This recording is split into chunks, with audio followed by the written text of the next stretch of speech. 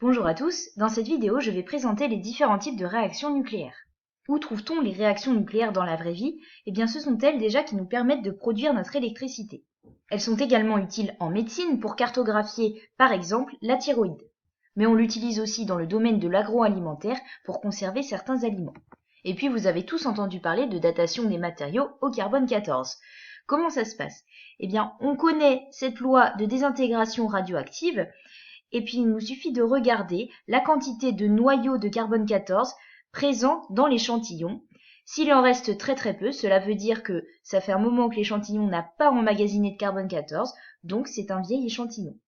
Par ailleurs, quand nous pensons aux réactions nucléaires, nous pensons aussi à ces événements qui ont marqué la Seconde Guerre mondiale. Il s'agit des bombardements sur les villes d'Hiroshima et Nagasaki les 6 et 9 août 1945.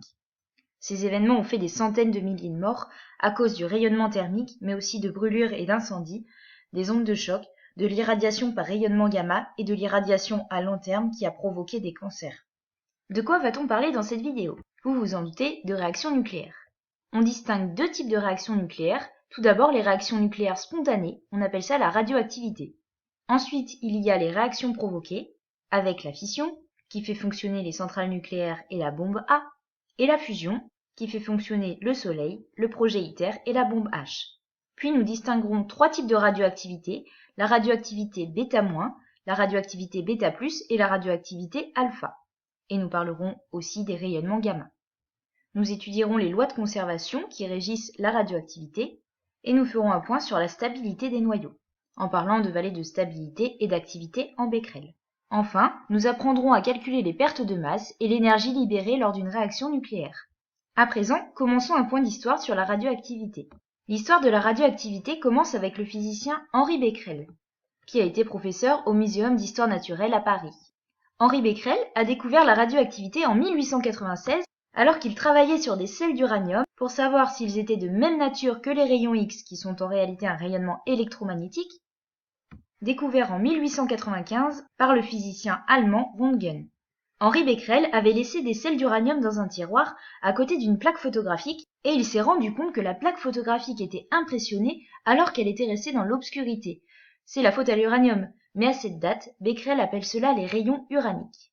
D'ailleurs, les travaux de Becquerel ont inspiré une certaine Madame Curie, qui a choisi ce sujet d'étude pour son doctorat en 1897.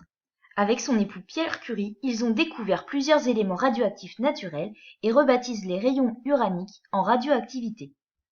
Marie Curie a d'ailleurs été la première femme à obtenir le prix Nobel de physique avec son époux pour ses découvertes. Mais une leucémie due à de trop longues expositions radioactives a eu raison de son génie et Marie Curie s'est éteinte en 1934. Un autre nom à retenir est celui d'Ernest Rutherford, physicien néo-zélando-britannique, considéré comme le père de la physique nucléaire. Il découvrit les rayonnements alpha et les rayonnements bêta. Il découvrit aussi que la radioactivité s'accompagnait de désintégration, ce qui lui valut d'ailleurs le prix Nobel en 1908. Rutherford a également mis en évidence la présence du noyau atomique.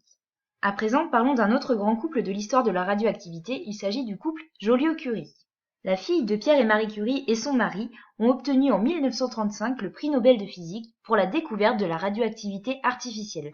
Alors attention, ne pas confondre réaction artificielle et réaction provoquée. Tout à l'heure, on a parlé de radioactivité et de réaction provoquée. Dans le cadre des travaux d'Irène et Frédéric Joliot-Curie, on est bien dans la radioactivité, mais il s'agit de réactions artificielles puisque les noyaux ne se trouvent pas dans la nature. Contrairement aux travaux de Pierre et Marie Curie, où on pouvait trouver les noyaux dans la nature, ce sont donc des réactions naturelles. En 1938, les résultats du couple Joliot-Curie les menèrent très près de la découverte de la fission du noyau d'uranium. Et dans le contexte de la Seconde Guerre mondiale, les Allemands reprirent aussitôt leurs travaux et annoncèrent la découverte de la fission du noyau d'uranium en 1939, dont on connaît tous l'issue. Suite à ces bombardements, le général de Gaulle demanda à M. Joliot notamment de créer un organisme qui s'occupe de l'énergie atomique. C'est le CEA, Commissariat à l'énergie atomique, qui a pour mission principale de développer les applications de l'énergie nucléaire dans les domaines scientifiques, industriels et de la défense nationale. Le saviez-vous, le CEA est implanté non loin de Paris, sur le plateau de Saclay. Ce commissariat à l'énergie atomique collabore avec l'entreprise EDF depuis 1962, qui est la date du premier réacteur nucléaire français. En 1968, la première bombe H française, bombe thermonucléaire ou bombe à hydrogène, a explosé dans le Pacifique. Sa puissance équivalait à 170 fois celle d'Hiroshima. On voit sur cette image le champignon atomique provoqué par l'essai nucléaire américain de Castle-Bravo dans les îles Marshall en 1952. Pour conclure, depuis leur découverte, les réactions nucléaires continuent à alimenter le débat, notamment à cause de la gestion des déchets nucléaires. Voilà, c'est la fin de cette vidéo de présentation des réactions nucléaires. N'hésitez pas à poser vos questions au prochain cours.